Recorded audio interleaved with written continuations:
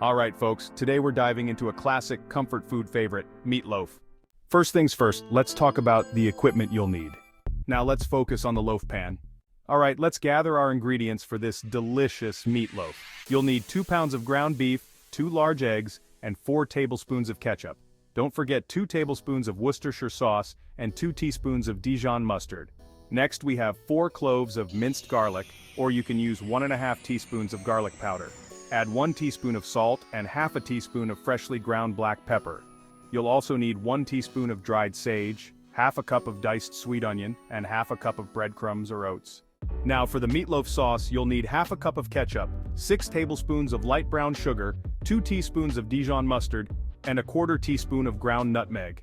Let's get started with the instructions. First, preheat your oven to 350 degrees Fahrenheit. Lightly grease a standard-size loaf pan with cooking spray. Add all of the meatloaf ingredients to a large bowl and gently mix everything to combine, but be careful not to overwork the meat.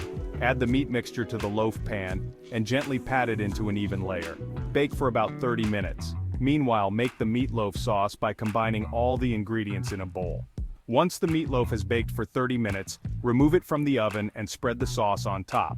Return it to the oven for another 10 to 20 minutes, or until it's cooked through and reaches 160 degrees Fahrenheit. Allow the meatloaf to rest for 10 minutes before slicing and serving. Enjoy!